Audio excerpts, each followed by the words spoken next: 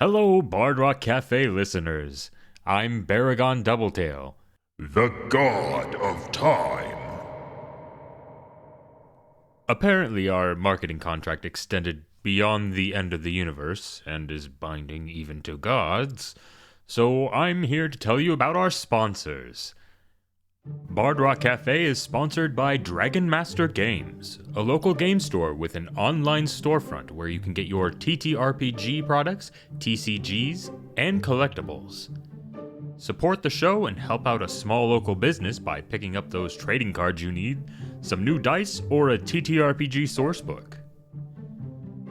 You can also support the show and the entire network directly on Patreon or Ko-fi as a Bard Rock Booster.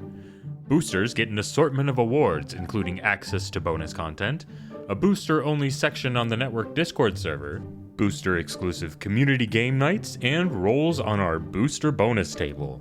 That's right, you can finally get in on the wild magic chaos yourself by becoming a booster. Links to all that and more can be found in the show notes. Anyway, I've got important god stuff to do, so I'll let you get on with the show.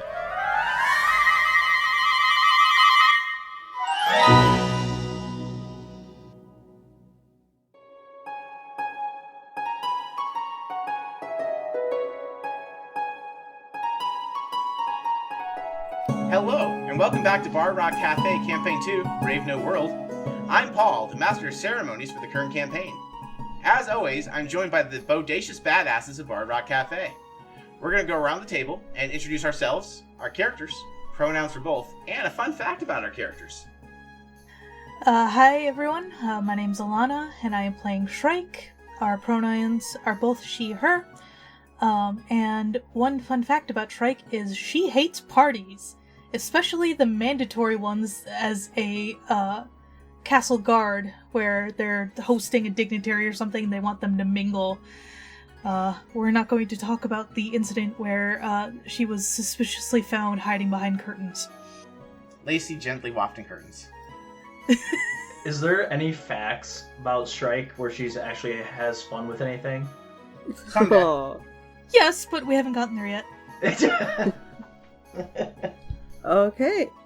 That's me then. Good evening, everyone. I'm Khadija. I'll be playing our sweet talking bard Kahani tonight. Both of us she, they pronouns. So in terms of the fact, we established in our world building microscope game that girl pop bands absolutely exist and are super popular. And my fun fact is that little Kahani and her friends used to play girl group all the time as kids. That's cute. That is great. And by the way, when we did that, I love that because I already planned for a pop star to secretly be an assassin. So I was like, oh, this works out great for me. God, So spoilers! Spoilers for what happened last episode? Yeah. Anyway, retro spoilers, I don't know. Retro spoilers. Retro spoilers.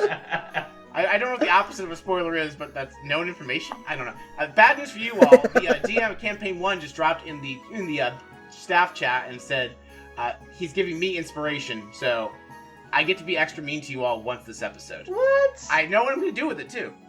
Just an FYI. Kenny, thank you for enabling me to be the truly evil person I never am. Just go take care of your kids. Incidentally, everybody, since the last time we recorded, congratulations to Tyler, who's a daddy. I believe he recorded before his daughter was born last time. That'd have been last time was the first session post-daughter. Either way, congratulations to Tyler. That's true. Thank you. Yay. Our editor will make sure that makes sense. She's amazing. I'm tired. We're all tired. She's great. Oh. Incidentally, it is Tyler / Arcana's turn. Incidentally. Hi everybody, I'm Tyler. I play Arkansas McGraw. We're both he, him. And our fact of the day plays back on one from I think session number 1, episode 1. So we established that Arkansas was an orphan and was adopted by Grandma Talia, which is the tree dryad. And so, a little bit more info on that is that when he was a baby, his parents were killed by the Great Swamp Gator, and even though like it doesn't make sense, his little baby Arkansas remembers he was saved by an unknown big harried man with one big foot. And Talia soon after heard his cries in the swamp and took him to safety in a grotto until he was older, and then that's the end of the story for now. Alright, I'm adding to my notes, misc characters, tab, Great Swamp Gator, legally not Bigfoot.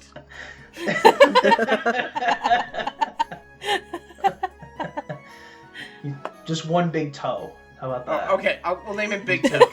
Big toe, yes. Big toe! Big Toe the Cryptid.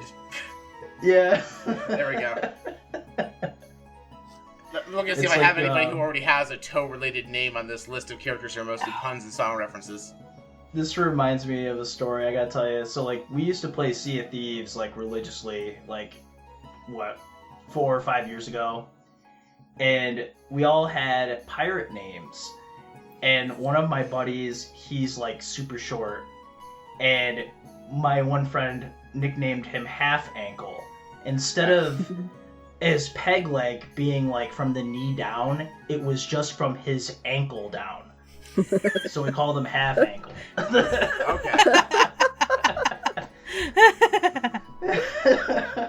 He didn't like it. I like that. He wasn't a fan. Oh my god. Like, could you imagine if, like, you, like, lost your hand as a pirate and they didn't have a hook lying around, so you were just Captain Whisk? Yeah. You just got like a piece of 2x4 like stuck at the end of your wrist. Oh, no. I was thinking This like is just all like, we had. I'm thinking just like the thing you use to stir cake batter. That's what I was talking about. Spatula? Yeah, it's I think he's got his No, profession already made out. I immediately went to correct like Alana's just fucking with me. Okay. No, I mean, You all when got you hear me pour say out... the word. Yeah, but I was talking about a whisk, which I thought I clearly I know. enunciated. Yeah, That's what I'm you saying. did. I'm like, you're fucking with me. And then you I said you're fucking with me. You fucked with me more than you got me. Okay, fine. Yeah. You got me. You said you're gonna be mean to us, so. I was told to be mean to Buckle you up, by my Buttercup. predecessor. Buttercup. Okay. All right. You guys Oh, are dying starting this off session. I great. want you to know. I have a resurrection stone. You do not. I read your character sheet. So, should we let Ursa introduce herself? Yes, Yeah. please. Yes. Oh shit, yeah. Hi. I forgot I was next. Hi, I'm Ursa. I'm playing Ursula. Our party's interesting cleric type character. Both of our pronouns are she, her, and I'm gonna read something here for my fact for today. Ursula was lucky enough to hear Brittany Beach one day on a trip to the Chaotic Circus. It was pretty clumsy, but everybody said it was heaven on earth. I'm so curious how many of you are lucky enough to catch how many references there are to the IRL inspiration for Brittany Beach, her discography. So work, bitch, until you got it all. I hope I drive you crazy with my toxic nonsense. Hell yeah. That was very good. Yes. Very nice. Have an inspiration. Hey! You'll need it because I'm going to kill you all. Yeah, you're Gonna gonna stockpile all these. All right. So, for me, first of all, Ursa, now you do need to decide. I gave Ursa the option before we started recording to either roll a d8 as per usual or keep the wild magic effect from last session, where this region always has a full moon. Ursa, now you decide which one you're doing. I rolled a d8 and it was a 5. So we're gonna All say right, full moon no is full gone. moon. No full moon. So now for my world fact. I wasn't going to do a world fact. There's a lot of exposition expected in this episode. But then I came up with one. So, first, I think we established in a prior episode, my prior Campaign 1 character, Brock Song, invented pizza at some point before he passed away. Someone in this world, no, actually it was Brock, people challenged him to make a water pizza, which is a real life thing. In real life, a water pizza is a pizza crust you bake with a bunch of ice cubes. And then after you have a soggy, wet breadstick crust, you cover it in Parmesan cheese, salt, pepper, and olive oil. It tastes terrible. Don't try it. It is actually, I had a different pizza I thought was the worst pizza ever, and I found out water pizza exists. Brock's like, I got this. And so what he did was, he took a pizza crust, and then he used prestidigitation to make turn water into pizza sauce. And he made a normal-ass pizza and called it water pizza. And he charged slightly less because he didn't have to pay for pizza sauce. Well, no, it's still profit because water's free for a lot of things. Like, especially, also, he was a king at that point, so it didn't matter. He's running his castle's kitchen like, sir, we literally have people for that. Yeah, and I'm that people. I want pizza. You all haven't mastered pizza yet. Is he just like Rupert Grint now, driving around with his ice cream truck? I mean, Brock did have a food truck famously in Campaign 1, so a little bit. No, he and his husband Epi became the first kings of Heartland, and Brock mostly focused on running his bar, shoe store, and apparently pizzeria. I thought it was going to be some kind hat of store, not shoes. new NPC or something like Tony Pepperoni or something like that. And he was going to be a pizza maker. Tony Pepperoni is a character from Dungeons and Daddies, so I can't do that one. Oh, it already exists. I'm like, Tyler doesn't listen to Dungeons and Daddies. That's got to be a weird coincidence. No. He was their school principal in Campaign 2. Oh, sweet. And now I'm on 2 podcasts that directly reference Dungeons and Daddies. Anyway, last time, you tracked the small army of assassins east, eventually learning from one of the assassins left to die by their comrades that the base was near the Port of Lonely Hearts, before he magically died of rapid onset old age for giving you the intelligence. Everyone thought it was weird just how easily he buckled, and it definitely didn't have anything to do with the fact that the GM is too kind and or is not that comfortable doing long, extensive interrogation scenes. You then had an uneventful rest of your journey to the Port of Lonely Hearts, a bustling port town with all the trappings of a big port town. Fisherman's Wharf, bouncing docks district, vibrant beach scene, quaint little New England-style lighthouse, but also a tavern called The Expensive Mistake, where the 5 greatest heroes of the era, Duke Stark's adopted sons, were partying there and drawing a crowd. The party approached the 5 heroes, Earl Mustard, Blind William McTell, Galileo Figaro, Turner Bachman, and Maurice Brightside, and read them in on the secret mission from the Queen to find more intelligence on the Cult of the Weaver and this evil organization who made an attempt on the Queen's life, the Dream Police. As it so happened, the Stark boys were here in the Port of Lonely Hearts pursuing their own leads on the Dream Police, and agreed to rendezvous with the party the next morning at the beach, where supposedly the Cult of the Weaver might have set up a shop in a beachside cavern. The princes paid for the party to stay at the tavern for the night. But before going to bed, the party asked around town and learned a musician in town, Brittany Beach, was seen with the cult and had a penthouse in another tavern, the Hotel California. While Kahani distracted the concierge, the rest of the party went to Brittany Beach's penthouse, where, by dumb luck, Ursula had found the key to the penthouse at the palace the day before the assassination. They walked into the apparently vacant penthouse and started rifling through Brittany's shit, where they discovered Brittany Beach was a cover identity for an assassin named My Loneliness, because, and I quote, "My loneliness is killing me," and found an intelligence folio of castle defense plans she was assigned to sabotage. Shrike, realizing Brittany was the person who sabotaged the palace defenses and that Shrike had failed to stop her at the palace gates, loudly proclaimed, "That bitch," as our last session ended. And that's where we resume our tale. So you're still in the penthouse, rifling through the intelligence files, like lifting up her mattresses, going in her drawers, looking for other stuff. What do you all wish to do? I'm going to, in an effort to make more equitable things, I'm going to try and periodically ask you all in order rather than let you open-end it. So, Kahani, is there anything you wish to do in this scene? Like, you're in this penthouse that's been ransacked by them partying, but also ransacked by you guys rifling through her shit. I don't have anything in particular that I want to do in this penthouse. I feel like we have a direction. Okay. Question. That's fine. You were next on my list, Strikes. Perfect. In the materials that I found, was there an indication to where Brittany actually is at this moment? Alright, so I will tell you the information you find flipping through, because it's a very thick dossier. But the short version is, you find she was provided, you saw last time, she provided schematics of the palace and its defenses, specific instructions how to discreetly sabotage alarms, magical defenses against portals and teleportation, and the food supply. She's the reason everyone got food poisoning. It's unclear who gave her this intelligence, and so you to verify who the leak was. Someone clearly gave her that information from Callus's security. The assassination was only their primary objective. You see additional plans where assassins flooding the palace was to draw the attention of the few remaining guards left. And several hundred mercenaries were also going to pour into city streets and seem to ransack random local businesses as a smokescreen for the fact one local business had an item of special value they were hired to steal. That item, which is not clearly identified, is somewhere in the Bard Rock Cafe, Tavern, and Resort.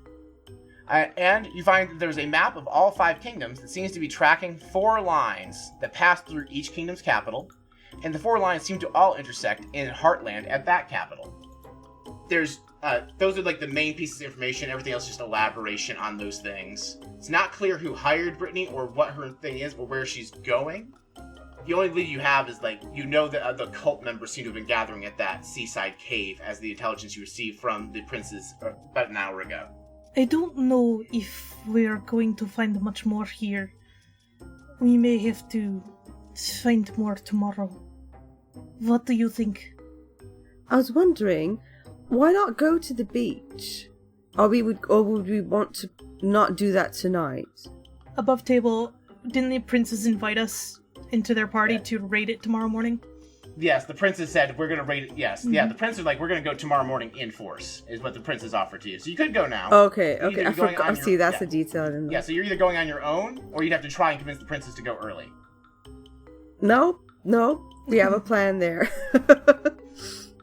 Now, I will remind you all, you have the ability to do checks to see if you know things that you can intuit from this information. Does anybody have questions about those basically 3 main bullet points that they would like to try and do any sort of knowledge or intuition thing with?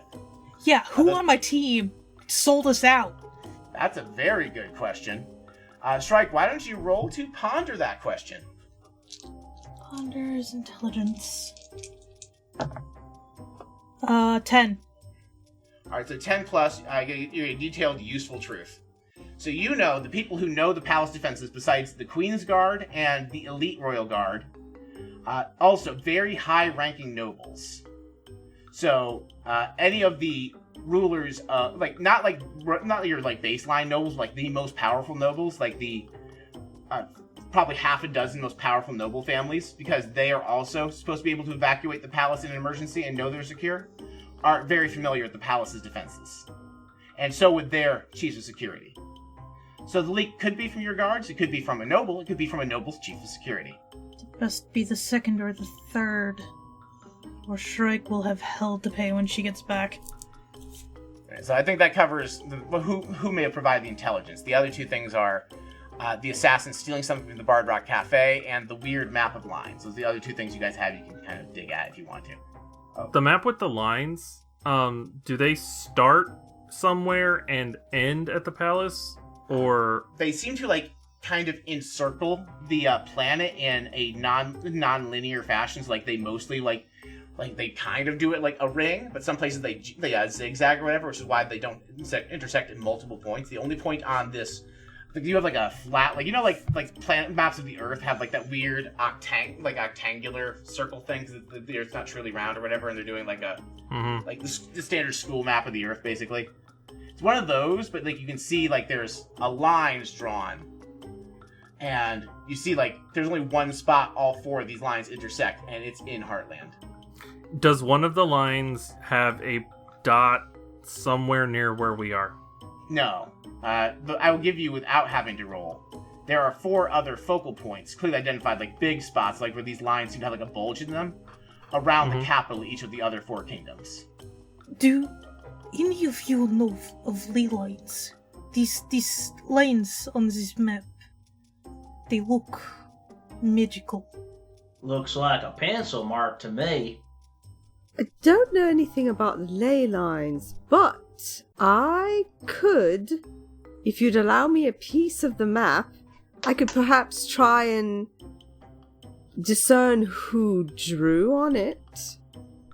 Shrike will take all of the papers and everything she found, just spread it out over a coffee table or whatever tables are in the room.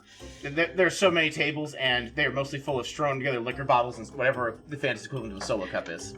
Okay, then at that point, she will hold the papers in one hand, take the edge of a table, lift it up, drop everything on the floor, lift it back down, and then put the stuff across. Perfect. Alright, so Kahani, what are you just doing the standard ponder or examine moves, or do you have something cool you're doing? Kahani's got this thing where if I burn a sacrifice and stare into the flames, I can ask you a question about the sacrifice. Okay. Or something such as the owner. So yeah, I was thinking Before if you burn it. That's what I'm saying. I need to ask y'all first. Yeah. Would you be okay if I took a corner of this map and burnt it? So before you burn the map, I think she just wants a piece. oh, Doesn't need to be the whole thing. I Yeah, don't if you just want believe. a piece, that's fine. I can't read Right. the thing at all. You can burn the whole thing if you want. Actually, We Tyler, are I No, need to no, point- no, no, no, doing no, that. no, no, no, no. Tyler, I need to point out you made it a rule when we finished Bard Rock Campaign 1 when you wrote the fundamental instruments of the universe. Everybody can read. It's different. Oh my than God. map. It's different. You're also the one who's good at I don't know what it navigating. means. You definitely can read the map. Man, I'm just being lazy. I'm just playing over here with this here perfume. This is nice odor to it. Might want to take some of this. And then all of a sudden, like, the pugs start, like, jumping at me because they like the smell. And then I all of a sudden I just, like, fall over, like, flail down and land on it, and a puff of the perfume, like, explodes up and gets all over everybody. That's my. It's like, I have asthma. This is terrible. You guys smell purty now. Can someone open a window? Sprit flies over the window, tries opening the window, remembers they're a size category tiny creature with the strength of a pool noodle. Can't. I tried. You said his name's Sprit. Sprit? Yep, Sprit the fire sprite. Sprit. Try again. And Sprit tries again. as he's doing it, Shrike's just gonna, like, grab a different part so that he can't see and just open the door. Or, like, window. I did I'm it! Oh my picturing, God! like, French doors. Looking here, I think there's they're not like a move for doing sneaky shit. I can't find the move for doing sneaky shit. Roll to defy, because that's my general use one, using dexterity to do this without Sprit noticing. Alright. 4. 4. Sprit notices and versus really excited and realizes how close we're. Like, are you trying to trick me? No. Are you making fun of me? No. I wish to help you get stronger so you can do it on your own. Oh, I was Why wanted to am be I stronger. Scottish? Oh man, Sorry. the only person I've ever been stronger than is Epi. You will get there one day, my friend. Now there's an open window and you still have like salty beach air, you know, like the stuff in like the ocean, whatever. And it's slowly letting the perfume smell waft out. However, I feel like the bottle also spilled, so there's like one really big wet spot that smells horrid because it's just an entire bottle of perfume in one like pizza-sized splotch. It is need now the incredibly best. difficult to How breathe big in of here. a pizza are we talking? We're talking like a personal pan pizza, like the 555 deal from Domino's back in the day. It's pretty big. Anyway, So what happens Kahani. with this stain? Yes, of course. Let me just snip this. And she rips a corner of the map, if it's possible, one that has a little bit of writing on it. It needs to have some kind of stroke. So maybe the end of the one of those lines you were talking about. Okay, yeah, you gotta get a little edge where one of those lines kind of goes onto the ocean that you don't really care about. Right, Sure. exactly. And she focuses her mind on this piece of paper in her hand. It goes into sets a light in a very vibrant flame, and she wants to know. Is there a roll for this, or you just do it? There is a roll. There's a Okay. roll plus charisma. Okay. So it's the question I want to ask is who drew on this map? What is the name of the person who drew on the map? Okay. So yeah, so that's gonna be okay. Phew, that's 11 total. All right, so with 11 total, that little puff of smoke takes like a shape, and sometimes it can be right or whatever. It takes on the shape of a spider. You see and then like the top extends into like the shape of a woman on top. You have like a long-haired woman and like long, tendrily spider legs on the bottom. I'll give you 2 because you did roll an 11, but that's what you visually see. You remember a name you heard because you all kind of been talking about the Cult of the Weaver, and I think you discussed it probably more than we did on air last time. And a name comes to you, Mama Longlegs. Mama Longlegs. That's who's making these plans. I hate spiders. Oh, this got spider all over it, darling. I'm so sorry.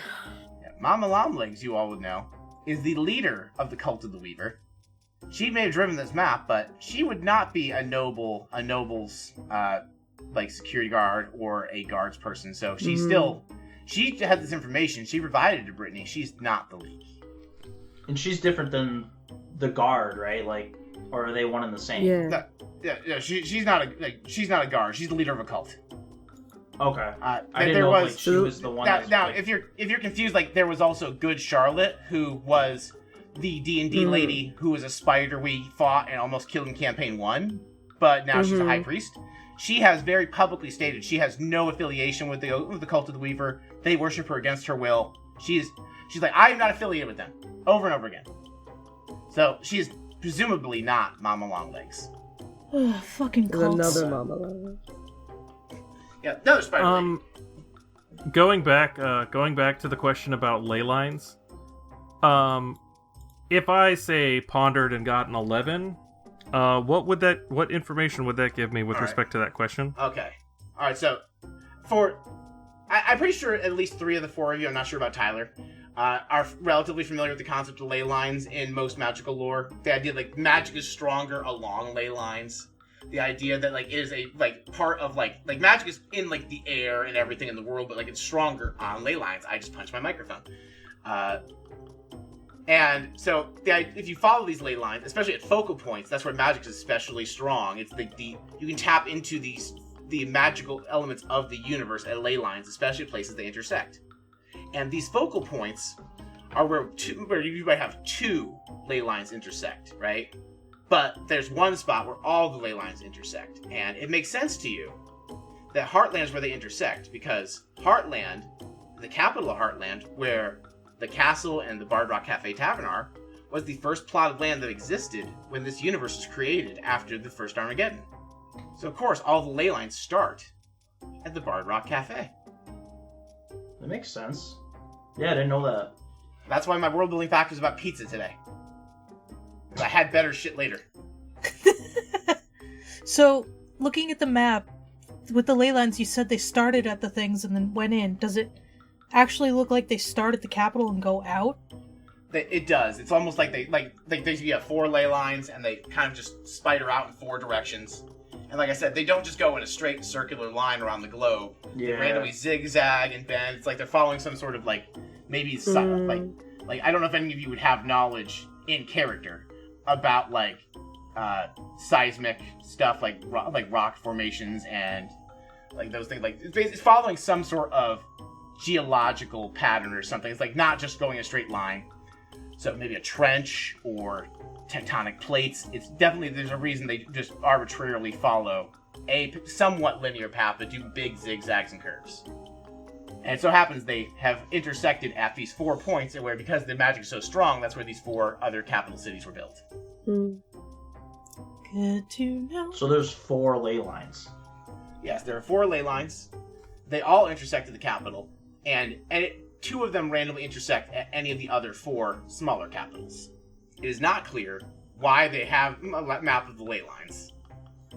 Yeah, so I think Ursula is gonna essentially say, I'm not sure about all the rest of you, but I mean, this does look like a map of the ley lines. I'm not sure why they have one, but there is one. What were you thinking about the ley line strike? I have not much experience with such things. I only know to recognize the view. I have seen it in my mother's study. What I know about ley lines is just about power, and there's all these beautiful, fanciful poems about them, but unfortunately, I'm not a scholar of them. All I know is that they're points of power. I want to add for context. Shrike's mother having information about ley lines in her study makes sense because Owl City, Shrike's hometown, is one of the cities built on the focal points of the ley lines. Yeah, I mean, basically each of these like points here is just kind of, they're all kind of major cities and places where, magic users kind of gather because it's where magic tends to be the strongest. I mean, we can use it anywhere, but it tends to be a little bit more effective, a little bit stronger, a little bit easier to use in these cities. So it's often why we see a lot of schools and things like libraries built on top of them.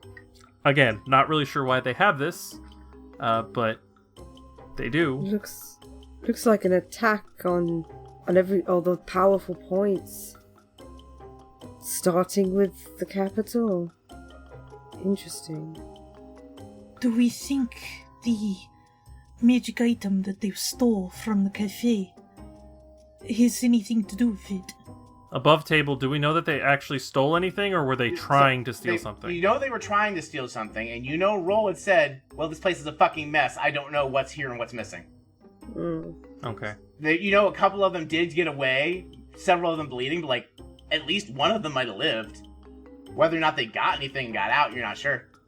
I mean, we're not really sure that they did get anything, but we do know that some of the stuff that we're carrying is from there, and then she's going to pull out the compass. I know that we had those coins, I think. We had both, I think. Yeah, you have both. Yeah. The coins, and was there anything else? I don't remember. I have the stiff. Got like a pen? No, the butter staff. No, I think Hani might have gotten the EpiPen. Oh, sorry. Yeah, that's right. Yeah, no, I'm trying to remember what I even have. I do not for the life remember what I gave Arkansas at all. I'm trying to see if I wrote it down. I have to open my prep notes from that session. I don't remember what session that was. I think 4? I didn't have it written down. It was 3. 3. I think it was 3. Okay. Oh, no, it was session 4. Oh, no, it was 4. You're right. I think Arkansas might have kind of the pen. Arkansas has a pocket knife with a butterfly insignia on it. That's right. Yeah. I mean, do any of these items seem particularly worth stealing? Sprite looks at them. No, not these ones. The coins and the compass are cool, but I don't think a cult would want them. I mean, the compass is broken. We tried following it, and we ended up going the wrong direction, so... Oh, did you not know how the compass works? No. There's this, really drunk pirate guy. He's like a bunny. He had it, and apparently it took him where... He just kind of followed it, and it kind of took him where he needed to go, he said. But he also was really drunk, so I'm not 100% sure I believed him.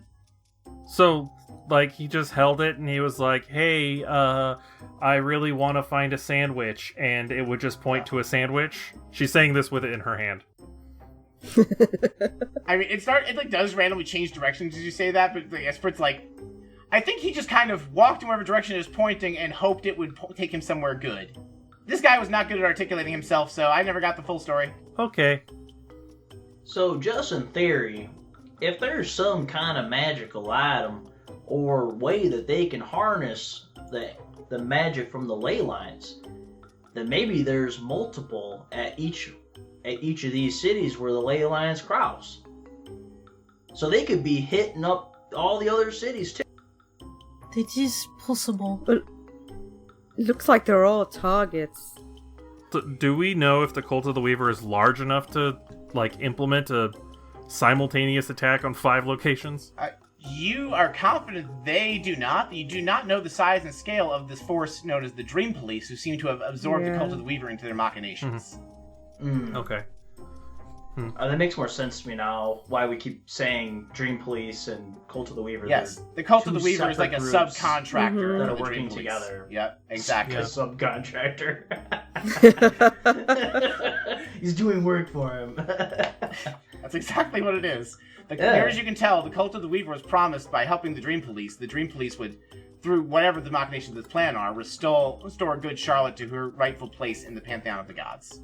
It sounds like we're going to find out quite a bit once we raid that cave. Yeah, I think sure there's- hope so.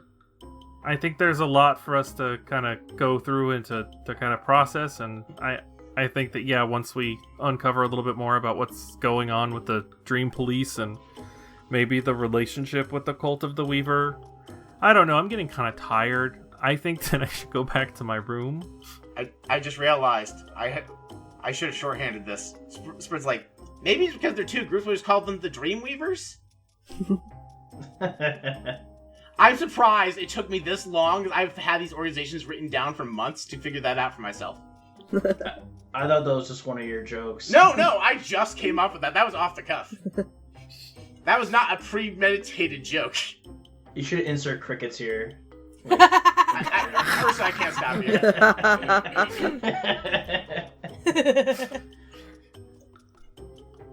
I agree. Totally fine. I was just gonna say, I agree with Ursula. I think we've done everything we could do in this penthouse. Because we're still here, right? The penthouse. I would say trash it, but it's already trashed. Also, like, what Less good would that work really for do? us. It would If make anything, me we should feel clean it up. better. Okay. That'd be such a power move. You clean up her penthouse when she gets home. It's nice and clean. All of her stuff is 1 inch to the left of where it should be. Ooh, that's a thing. Leave the mess, but subtly shift everything 1 inch to the left. Alright, so you all go back to the tavern, get a good night's sleep. Shrike, last time you did mention you want to slip out in the middle of the night. Do you still wish to do that? I still do. Okay. So I'm going to say you successfully wait. Like, does anyone want... I don't think any of you have a reason to pretend to fall asleep, so I'm going to assume Shrike can just go, oh, they're asleep. Shrike, roll to defy with dexterity to sneak out without disturbing anybody. I'll give you an inspiration or a bonus die, whatever it's called, because you're doing it while they're fucking asleep. That is 9. 9 is a mixed success. I think you, like, bump something and Sprit gets disturbed. Sprit's unbothered, goes back to sleep. Alrighty. One of the dogs follows her out the door. Yeah, I think dump truck. I have this vision of, like, dump truck and forklift stand up, and Shrike just tosses them a fucking piece of bacon, and they go back to business. Yeah, one just farts and goes back to sleep. Alright, so the next morning, as you all come down from your rooms in the tavern, the princes are waiting for you with a full breakfast spread. Good morning, Queen's Champions! Earl loudly proclaims. Join us for a feast before we embark on our noble quest, and we have some additional intelligence we wish to share with you this morning. Oh, that's good. I'm really hungry. Yeah, like, it's even bigger because this place wasn't destroyed before they made you breakfast. It's an even bigger spread than Roll made for you the day after the assassination thing. Nice. You got bacon, sausage, eggs, ham, things that aren't meat. Well, don't mind I'm if glad I at least do, one kid, person you. found that joke funny, thank you. I don't want to imagine what I'm imagining. But I think at that point, Shrike walks into the tavern, slightly mussed up with a couple of fresh abrasions and maybe a bruise on her cheek. And just walks up to the table and sits down. Rough night there, Shrike. Yeah, looks like you didn't get any sleep. Did you fall down on your fist again? That has never happened. That's what you told me that one time. Are you Came hallucinating? in there with a black eye. Tyler's in here inventing the improv concept of yes, but. Or actually, no, it's but yes. I had a very restful and fulfilling night. Is this food for us? I'm starving. Yes, it is. Starts. I'll have all your bread, please. God, he reaches across the table and grabs a piece of, like, a half-eaten English muffin out of Blind Willie McTell's hand. Oh, sure, okay, whatever. Reaches for a muffin that's also now been taken away. All baked goods belong to Kahani. You have to let her have it, Will. That she invoked the sacred right of dibs. Kahani, can I have one of those bagels? All right, you can have one. Okay. Hey. Are we not gonna talk about what happened with Shrike? Are we just gonna pretend that everything's cool? I think it's better we let people have their private business for now. Okay. Yeah, that's probably good. I just hope she doesn't fall asleep because she hasn't slept. So. Blind William Mattel, who's sitting between the two of you as you exchange this whisper, goes, "She looks fine to me."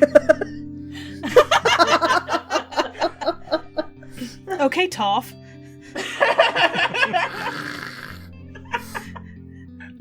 Anyway, I did want to share Will adds. Our scouts reported back this morning. A large group of those cultists and Dream Police actually set off in the woods in the early hours of this morning.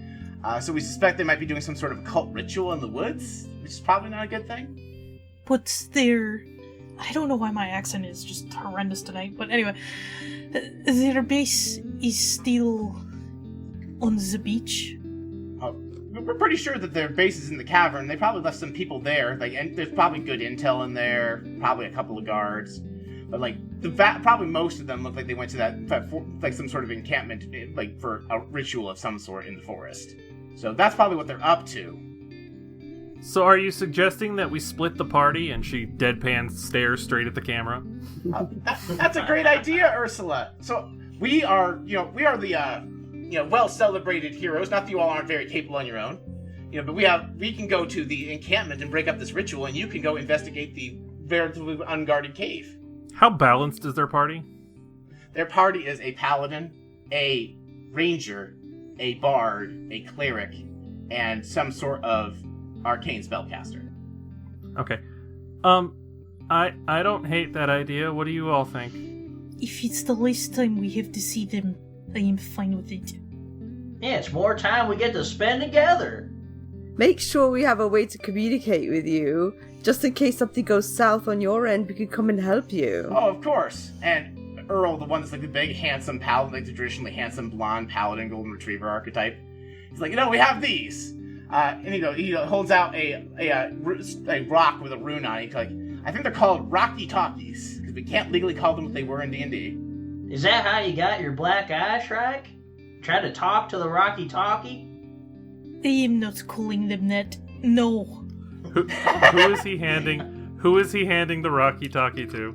Kahani's the one that asked for a communication device, so Kahani. Okay. I'll put it in my bag.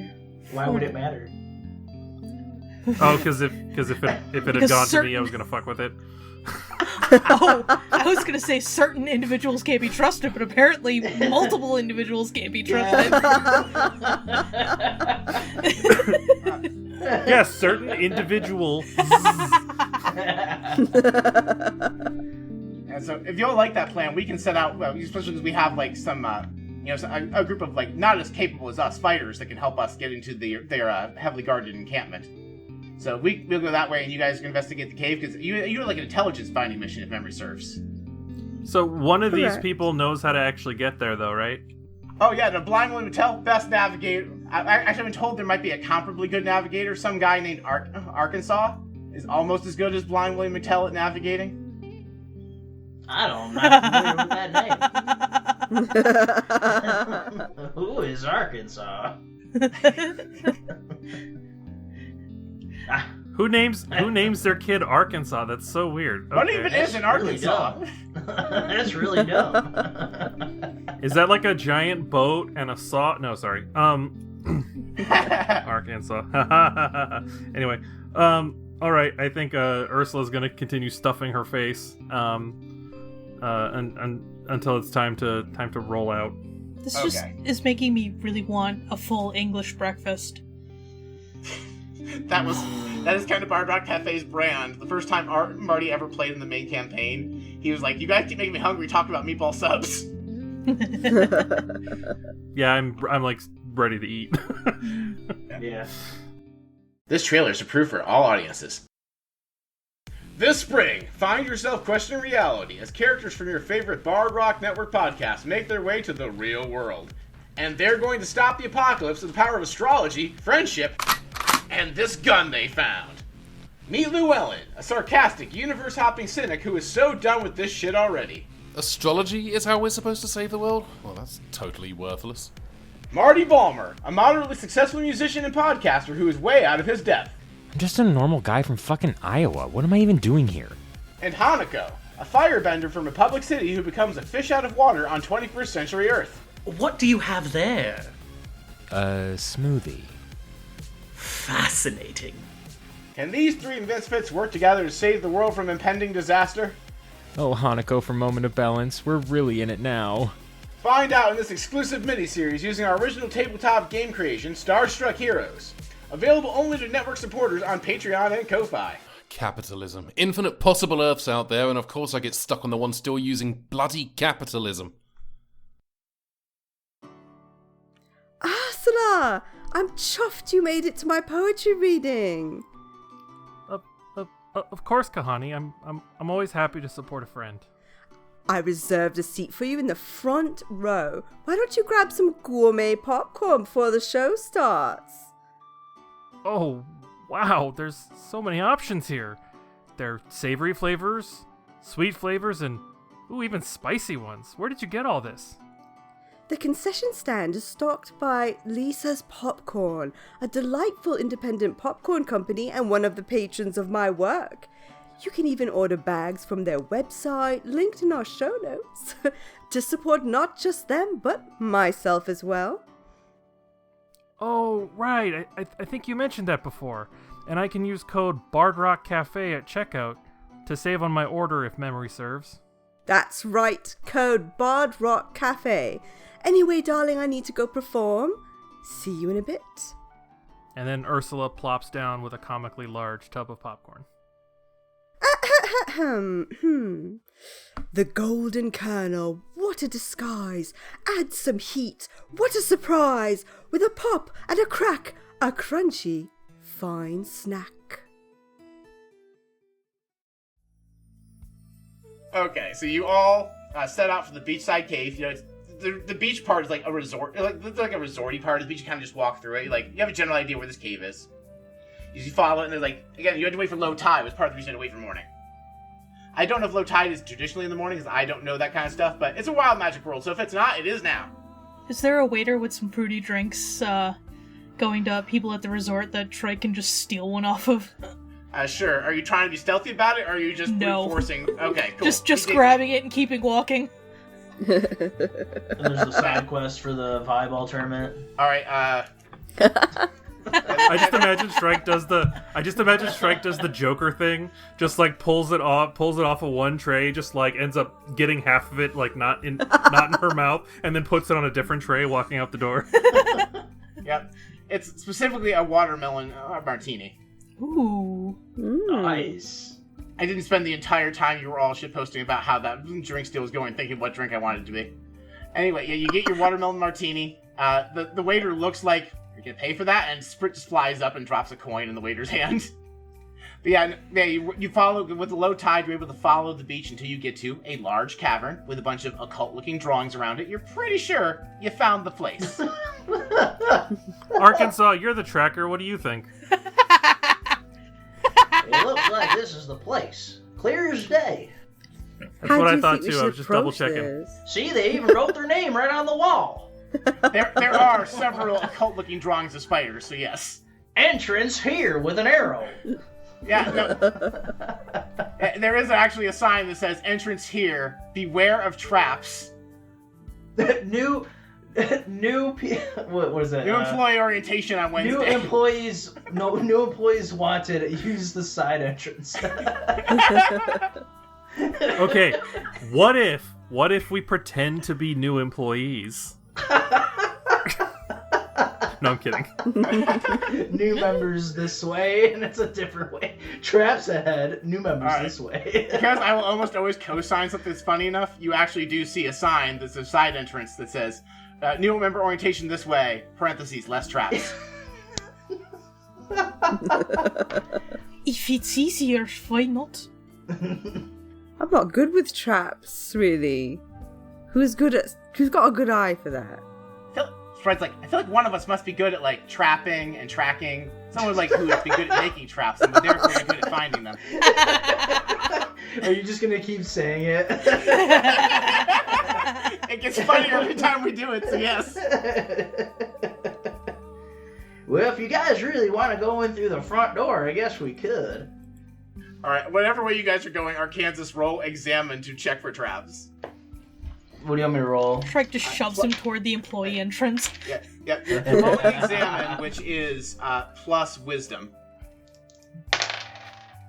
Ooh, 9. Alright, so 7 to 9, I get to answer one question truthfully.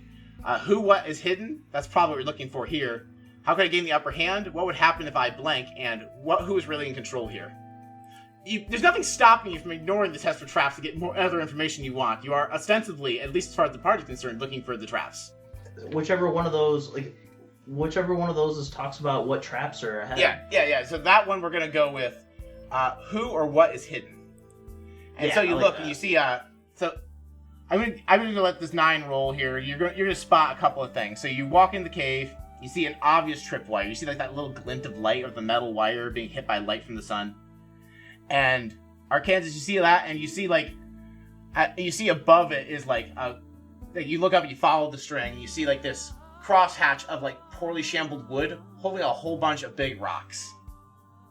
They're just really bad traps, like just water balloons or something like that. No, I did that bit in a different on one shot. I did once. But they're really cold water. No, they're really cold water.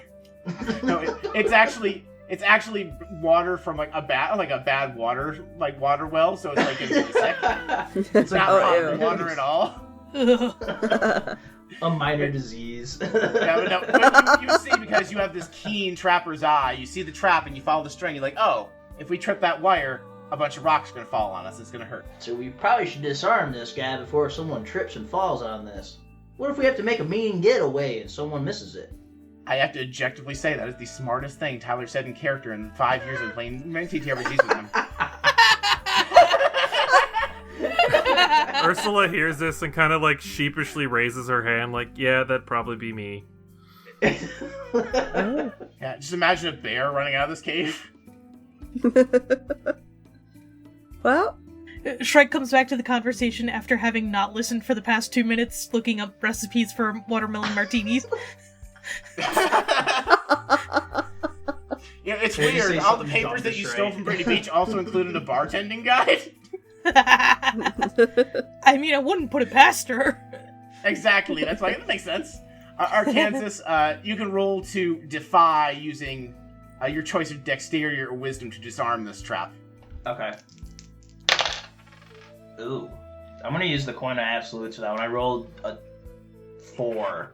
Okay, so yeah, we're gonna revert that to coin of absolutes. So, for you all, camera, blue side is good hat, ooh. Red side is evil hat. You want the blue hat. Blue it is! Yay! You have boxcars. Alright, so you disarm it expertly. Roll 2 D100s for me, please. 21 and 33. 21 would be bad. Let's check out 33. The trap is armed again. Okay. This is actually very useful, Tyler. You learn the location, but not identity, of all creatures that you cannot currently see and are hidden from you within 100 feet. Ooh. So, what do I see? You know the location, you don't see them. You detect, like you kind of like, you have like a radar ping. You detect a lot of small creatures, you're like, okay, there's probably like fish, crabs, whatever. You detect just on the edge of 100 feet. First of all, up to 100 feet into the cavern, it's like there's no one there, but you get the impression the cavern goes much deeper. Somewhere outside the cave, you detect a group of like 3 humanoids that are somewhere outside the cavern. Oh, really? Outside the cavern? Yeah, like you guys went in the cavern, somewhere vaguely off to like not the beach side, but the side opposite the water. Somewhere outside the cavern, like along the rocks somewhere, are like 3 people who are just standing there. Could be nothing. Could be someone. Jeez, guys, I snipped those wires and I just had this weird phenomena come across me. And I sense some people outside the cave. I don't know if they're good or bad. They could just be beachgoers, but we should keep an eye out just in case, if someone comes up from behind us or in the new members door. But I say we keep moving forward. If through you. I think Shrike will bring up the rear just so that they're kind of sandwiched between two people. They're maybe a little less Okay. squishy. All right, so you follow Good the idea. you follow the long and winding caverns. Like they really tunnel. You look at this like these like sometimes caverns like these tunnels have like a natural erosion to them. But Arkansas, with your keen eye, you regularly would recognize the signs of like tools that were used to chisel through this stone and tunnel. They dug their way to this tunnel to make their base. This isn't one of them natural type of tunnels. This was man-made. They had drills and pickaxes and shovels. Look, there's even some minecart tracks over there. Yeah, you actually like Arkansas points. You just see wooden joists that are supporting the tunnel, like they clearly built the tunnel. See, there's supports all over the place. How do we miss Anything them? into Tyler's actual real-life skill of engineering, by the way. That minecart, is it the wildest ride in the wilderness? You actually see a bunch of bananas in it. That's a wild minecart. It's ferocious. It's just a train ride. Is it really? If we look inside the minecart, are there 2 monkeys?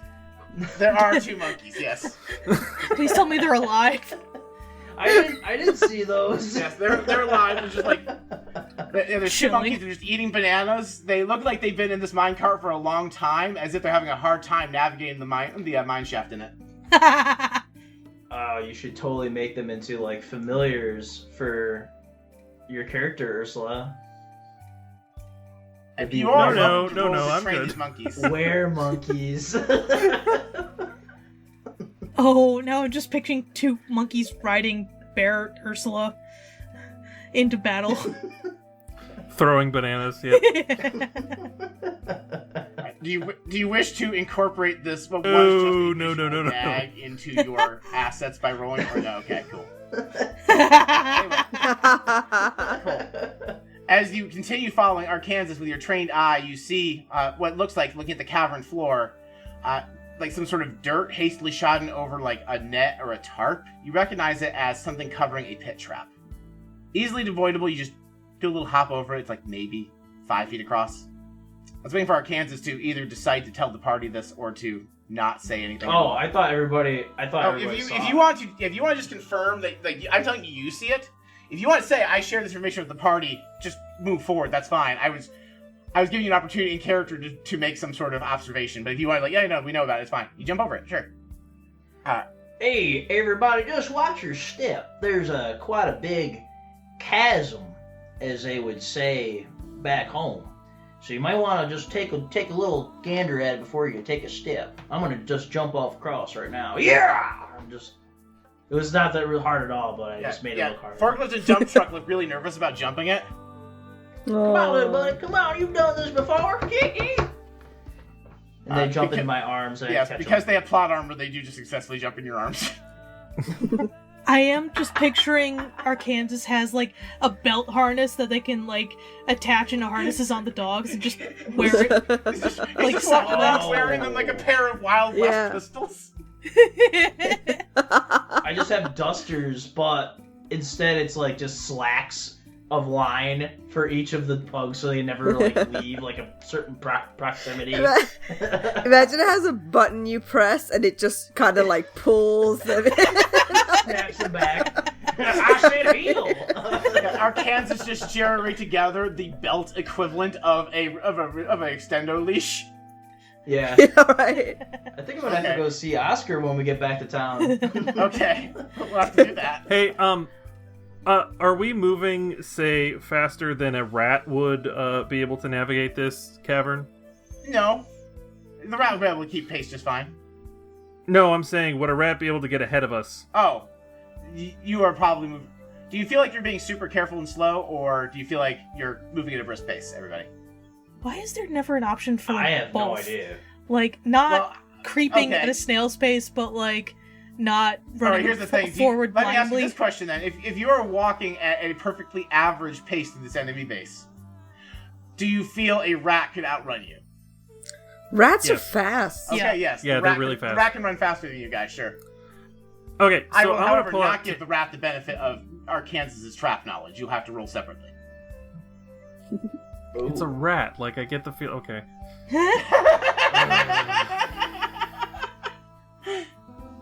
There's above board. There's one more trap. So you all get there, and because I'm not gonna make believe if Eric Kansas doing 1,000 rules, you get there, and there's like a large golden egg sitting on a pedestal that looks like Kansas. You can see there's like a counterbalancing weight on it, and you look and you see there's a slope that goes. There's a really steep slope off to your left, and above it is just like some sort of like pressure plate that's holding a boulder about the size of a minivan. It would crush you if you took the golden egg. Minivan. Your rat is now safe. This is quite the contraption they've come up with. What do you guys suppose we do? Yeah, that's a zany action, a crazy contraption. I'm so glad Spritz here so I can talk to you all in character. I have some books. We could, like, take the books and, like, switch them for the egg. But we'd have to do it real careful, like. Don't you need those? Probably. They're just copies of the Twilight Saga. I don't think he does. She does. Those are too heavy. No. They are the Song of the Lioness and a biography of the author. Oh, that's right. No, you can have other books. I was naming a book series that can be sacrificed. Keep those. Oh, yeah, no, I got you. Yeah, for sure. But Arkansas, you were able to disarm a couple of traps before. What about this one? Do you think you might be able to just stop it from killing us? Well, Or if we don't touch the egg, we're probably fine, right? Exactly. But it's such a shiny egg. It is. is there a door around the egg? I mean, we don't have to grab the egg. The egg is just like on the way to the door that goes to the main antechamber. You are 10 feet away from the main antechamber. Oh, we could grab the egg on the way out. That's not a bad idea. Sprit points love at you, that. very like, yes, she's got something there. Look at us using our noodles. We'll have to leave it now. You finish navigating the tunnels, and the last trap has been avoided. You find yourselves in a massive antechamber full of cots and bedrolls surrounding a massive stone altar. Behind the altar, you see 5 more doors that go into 5 other large chambers that seem to have been dug out of the stone. Surprisingly, at this point where you've reached what seems to be the main room, you still have not seen any evidence any cultists or dream police are actually still here. Is that wild magic still up? It is. You were more than 100 feet from where you detected the 3 people. These were very extensive caverns. There's nobody here, Arkansas. I'm not sensing anything. This is quite bizarre. I guess law of averages. You detect some cavern creatures like bugs, rats, nothing of consequence. But no people. Definitely no people. Is there anything, like, in this main room? Is there anything interesting to look at? You see a lot of arcane, like, in carvings, like cult symbol things. But it looks like there's no equipment, no, like, things that would be used for... No books, paper. Yeah, you can intuit they probably took anything of value with them to this occult ritual site. Mm-hmm. Do you wish to investigate the 5 large chambers on the other side of the altar before you leave? Are there gaps underneath the doors? There are small gaps. I would say big, small enough for... what version of Tim do we name this rat? Tim can. Tim can. Tim can. Tim can slide under there if you want. If that is the reason Shrike is asking. Yes. Alright, so Tim can crawls under there, looks around. Obviously, you just pick. Do you care which door? There's 5 left doors. or right? Yeah. All 5 left or right. Okay, so Tim can crawls under one, crawls out. Squeak, squeak, squeak, squeak. Squeak, squeak. Tim can looks concerned, but also kind of excited. It's a mix of it's like you say something that you really scare roused. That's pretty accurate actually. And it's like Tim Can seems to really want you to see what's behind door number 1. I kind of feel like there's gonna be a really large, sexy rat on the other side of this door, based on the way that Tim Can's responding. And I kind of want to see that, so we should probably open. Okay, so you open this door, and you see what appears to be millions of gold worth of treasure piles around a circular clearing in the middle, as if a large creature was sleeping in the middle. Tim Can was probably excited about all the gold, but terrified of the pile of bones in the middle of the treasure piles. Do they seem to be humanoid bones? Yes, humanoid bones. Skulls, it looks like about humanoids, but also livestock, like something big was being fed here. Got it. And you open doors 2, 3, 4, and 5. Similar enormous treasure troves that seem to be surrounding a place a large, terrifying creature would sleep. Are there, like, other entrances or, like, holes in these rooms? Yes, one human-sized door for what this large creature does not seem to be there. No other ways in or out. That's so weird. Can I ponder what I know about the rooms? Specifically about this general vibe, a large amount of treasure and a pile of bones in the middle? Sure can. That's an 8. Alright, with an 8, I can answer you one question about this. What do you want to know that you know? I want to know what creature or creatures exhibit this type of behavior of sort of having a giant pile of stuff that they sort of seem to be protecting or they seem to be guarding. I want to help because I have a lot of background in bestiary knowledge. Or we just, bump it. It was definitely a mixed success. We'll bump it to a full success. We'll do it that way. Ursula, you think back to, like, what kind of creatures? You think creatures that hoard large amounts of treasure. Very large creatures. You look at this clearing area seems to be like somewhere in the neighborhood of 20 or 30 feet across. Mm-hmm. And you look at the piles of bones, and you look at the rock faces, you see scorch marks. And you're like, it can't be. These things are supposed to be extinct. None of them should have made it to this new world 1,000 years ago. These are the signs of a dragon horde. 5 of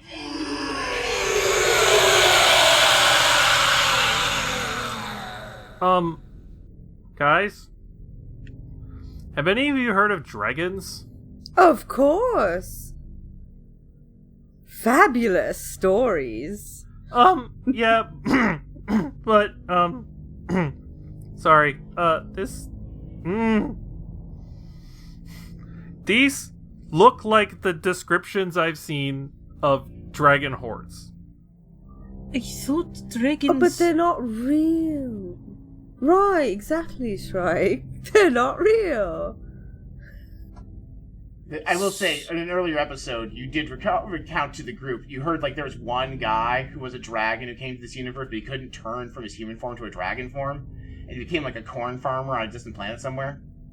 Yes, that's what happened to What's-His-Face from Prince Lumine. He and Tali went to become corn farmers on a distant planet. When was that decided? That's really cute. In the Space Rock chat, when I asked Talia, because I asked Gabby what they would do, like, oh, he'd probably have a small, quaint life in like somewhere remote or whatever. Well, that doesn't necessarily be corn farmer. I picked a crop, okay? I don't think it matters what the crop was. Moon corn. See, thinking of Gabby and all that, I would just assume like cottage core. More than I mean, you can have cottage core, but also grow corn. They don't have to be mutually exclusive. Let's be honest, they're growing grapes. Anyway, sure. Okay, yeah, they're growing. Yeah, I like that. They have a winery. It's cool. Okay, I like that. We'll take that. Either way, that's like the one guy who's like a known dragon, and maybe his children, but like they are not here. So like, yeah, there's that. But like, you all know that. But I will say this: here's the extra piece I'll give you because you had a full success. You think that, and you remember sharing that anecdote. You remember where you shared that anecdote. At the Bard Rock Cafe, after you saw on the pedestal above the bar a holy symbol for a dead dragon god. Mm-hmm. We talked about this before, remember, when we were at the Bard Rock Cafe? Dragons... I even think that the proprietor there, Roll, said that dragons were a thing, and that there was actually even a dragon holy symbol there. In fact, if I recall, it was a 5-headed dragon. 5. Oh boy. Ursula, as you say this, you realize something else. Yep. You smell something peculiar that was not in the cavern before. It smells a little bit like sulfur. Arkansas! Sorry, everyone. and also just a little bit like mildew. And you like, this combination of stuff is not there. I'm not sure what it is, but you look up, and I think as you start pounding this, you realize there's something murky in the air. And without a rule, I'll say, wow, what did you eat? It is definitely some sort of smoke. Do y'all smell that? It smells. Yeah. Smells eggy. It kind of eggy, kind of almost smoky, like a smoky egg kind of smell. Smoky. Dragons? In fact, my eyes are kind of even starting to sting a little bit. Maybe we should think about getting out of here. You all say that, and when Ursula mentions the eyes stinging, you all feel it too. Your eyes are starting to feel very, very heavy. Oh no. You might suspect there's some sort of sleep. You don't know if it's an alchemical gas that makes you sleepy or a magical gas offhand. You get the impression that you're going to fall asleep very soon.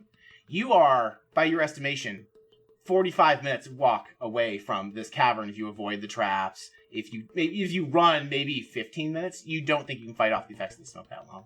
Oh god. Does it look like does it look like if we leave this room and close the door that the smoke is still going to fill the entire cavern? Roll to examine. Examine is wisdom. That's good. That brings me to 8. With an 8, you feel a draft coming from the direction you came. It seems to be feeding in from the entrance of the cave. You get the impression it'll actually get thicker as you go there. The likelihood you will be able to, even if you try holding your breaths, fight this off. There's like a feeling of futility in the air. As you all realize that the smoke is blown out, you've never seen another exit besides that side entrance, which is right next to the other exit, so what gives that? Like, oh no, we are trapped. This was a trap? Question mark?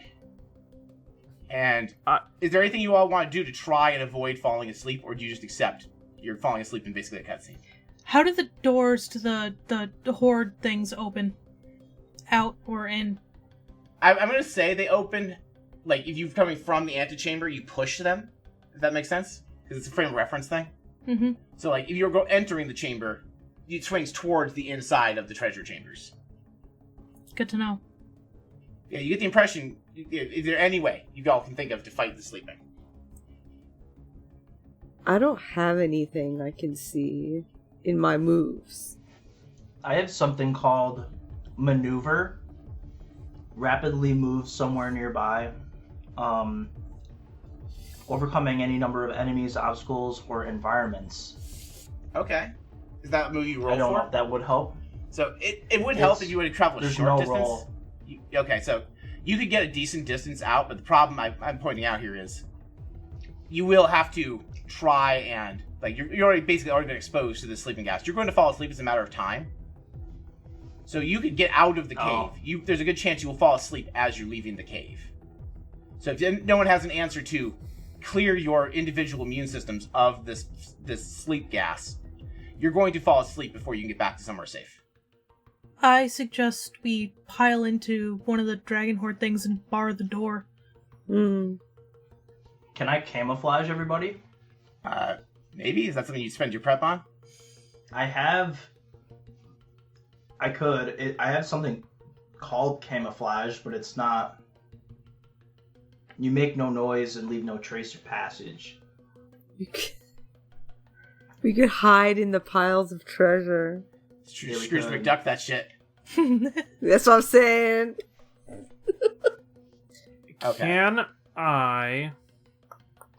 Can I? This would be a huge stretch. You can feel free to say no. I have, for one of my miracles, I have something called Unleash Wrath. It specifically says that your deity's power harms an enemy, usually inflicting a condition.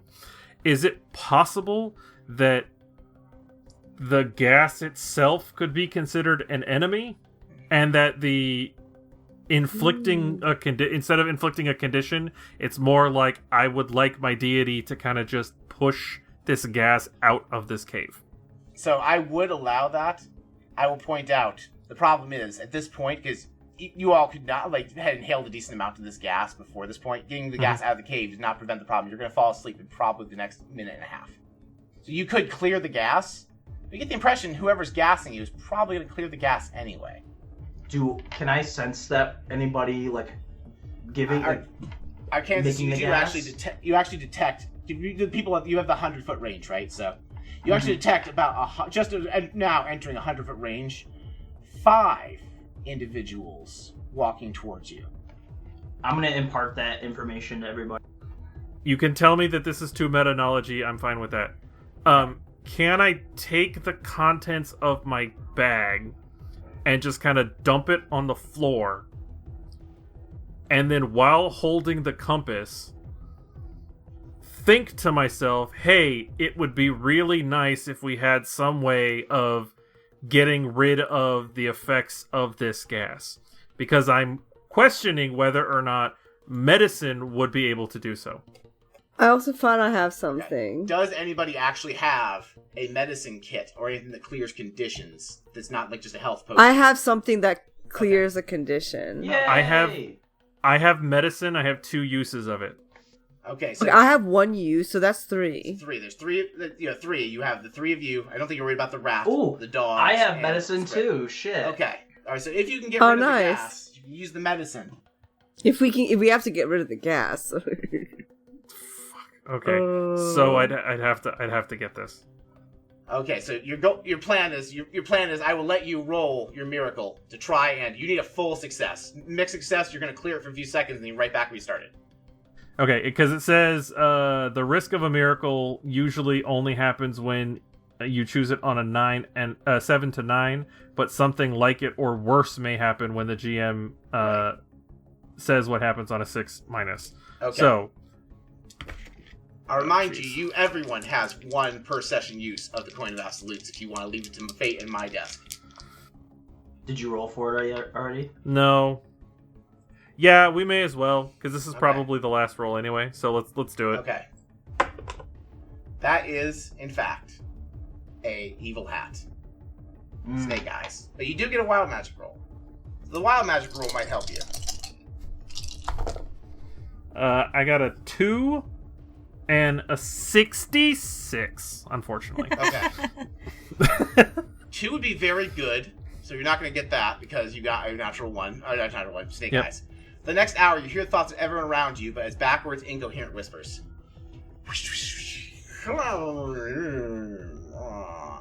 Oh, I gotta lay down. And as you try and roll your miracle, you actually make the gas more densely concentrated. You all fall asleep. No. Oh, it's a good thing I was already laying down. Were we in the one of the horde rooms? Do you think you did that, or do you think you were considering doing that before Ursula tried to just clear the gas? I don't think we made a decision. I think we were trying to... That's why I'm asking you. Do you feel you would have, knowing the plan was for Ursula to clear the gas and you all to heal yourselves, do you think you still doubled back into one of the treasure rooms? I mean, I think it would have been fortuitous. Like, I'm fine with that. I just want to make sure that you're all on the same page. Yeah, even if Ursula cleared the gas, it would still give us a little bit of time to not be surprised. I didn't think we left the treasure room, honestly, after having a conversation with the dragon. I thought we were all in the treasure room. Okay, yeah, that's fine. Just making sure we're on the same page. You go in there, you're in the middle of digging yourselves into like a hiding place in the treasure place. As Ursula basically starts knocking you all asleep, Kahani, you hear some sort of static over your walkie-talkie. I'm sorry, your rocky-talkie. Okay. You can't make out words, but you hear something garbled, and you also hear footsteps getting closer. If I'm still awake, I want to talk through the stone. All right, you hear, where are you? I ridiculously can't find you. In the cavern, where you have to come immediately. All right, and that's where you fall asleep. A few hours later, you wake up in this encampment that you had heard about in the woods, in cages. Reinforced cages, well guarded, heavily reinforced iron locks, runes on them to magically prevent escape. And you see the cult gathering. You are on an altar, getting ready to be sacrificed. This cult leader walks up. Mama Longlegs and Maya and My Loneliness walk up and reveal themselves. My Loneliness says, "My friends, today is what you were promised. Our hard work to steal this valuable religious artifact from the Bard Rock Cafe will finally let your rightful god, Good Charlotte, retake her mantle of godhood." She holds up the talisman that you already knew that she stole, the draconic holy symbol that you intuited right before you fell asleep. With this artifact, our leader will ascend to become a god himself, a god of dragons, and use that power to restore Charlotte to godhood for herself. And Mama Longlegs is encouraging all of the cultists to cheer and clap, because this is what they want, right? And this robed figure approaches the altar. He has these thick, metallic-sounding steps. He sounds like he's much heavier than his physical form would lead him to believe by his size. And there's this big clunk noise. It's eerie and somehow familiar. He turns to face the audience, lowers his hood. From behind him, you recognize a chrome bald head. Lavish robes with gaudy gems on them. The leader of the Dream Police and the source of your security leak is Duke Stark from the country of Jamrock. You have all done well to get us this far. All that remains is for me to channel the magical power of all the ley lines into this holy symbol so I can ascend to godhood. That would have been easy when we were taking the capital. I could have done it at the one intersection of all four. But it is heavily defended now and require a lengthy siege. Instead, I'm going to have to travel to the focal point in each other kingdom along the ley line. My sons will continue to lead your forces as we embark on this quest together. That's right. You all realize the 5 people you trusted with your plan that knew everything you were doing were the lieutenants of the Dream Police. Oops. And this is a trap you walked into. Don't know who the Dream Police are, my ass. I'm going to hunt you down and kill every last one of you. Earl looks at you, he's like, it's a shame, I kind of liked you. But this is where your story ends, Queen's Champions. He and his brothers, each standing in front of your cages, grow bigger and bigger into these things that you've only seen pictures of. These lizard-like creatures, easily 3, 4, 10 times bigger than the biggest creature any of you have ever seen. Giant bat-like wings, huge slamming tails, smoke billowing from their nostrils. These horrifying things are dragons. And as they look down on you, they each inhale deeply and blow outward, and 5 different colors of some sort of fire, like maybe it's not fire exactly, it looks fiery, just wash over you. And as you're engulfed in the terrifying breath of 5 adult dragons, you all see a bright flash of light. You find yourselves inside the entrance of a massive lodge, lined with wooden dining tables, all seating warriors adorned in armors and leathers, drinking from comically large tankards of mead and alcohol. At the head table, you see a faintly familiar group. You've only seen them in paintings and history books. A gray-skinned orc with a bandana and a comical-looking mustache. A goat-like man holding hands with a guy who looks exactly like Roll. An old man whose nose is buried in the most enormous book you've ever seen. A half-elf woman feeding sweet rolls to her pet bird.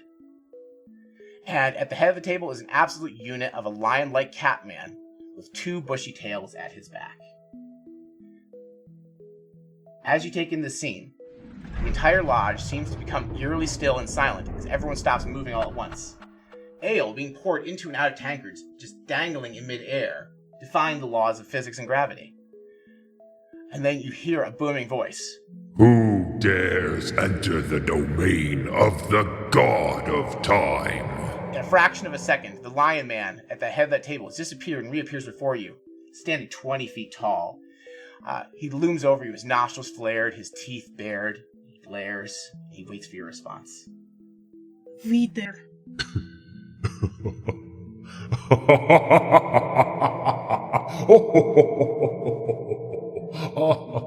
Oh, I'm just fucking with you guys. Oh, I am Baragon Doubletail. Welcome to the afterlife.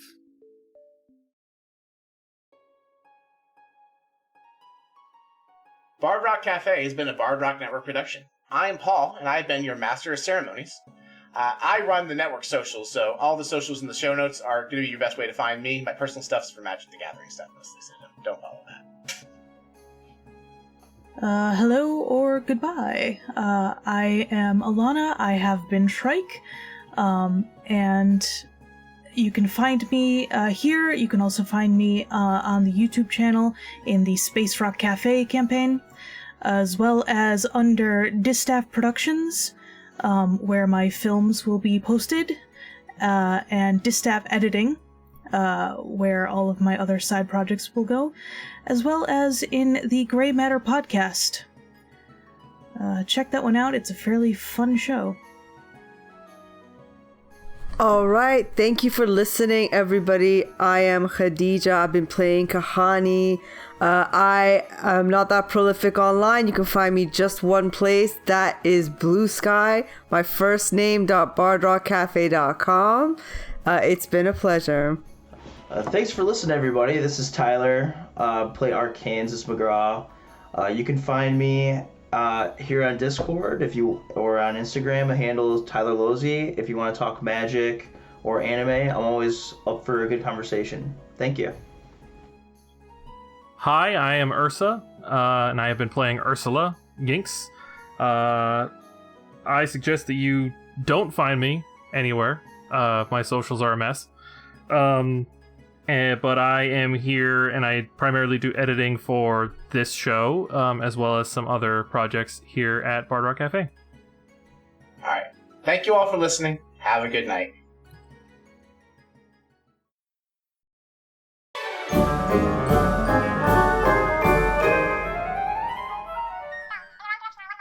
I really do this twice?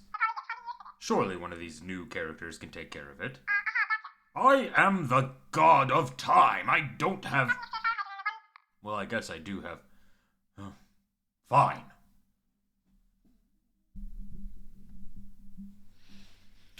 I've been told the contract says I need to do this twice an episode.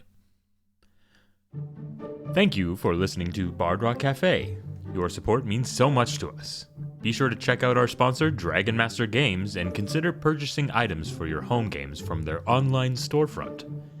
And if you're still on the fence about becoming a network booster, please know that funds from boosters help us pay our artists, editors, and web hosting fees.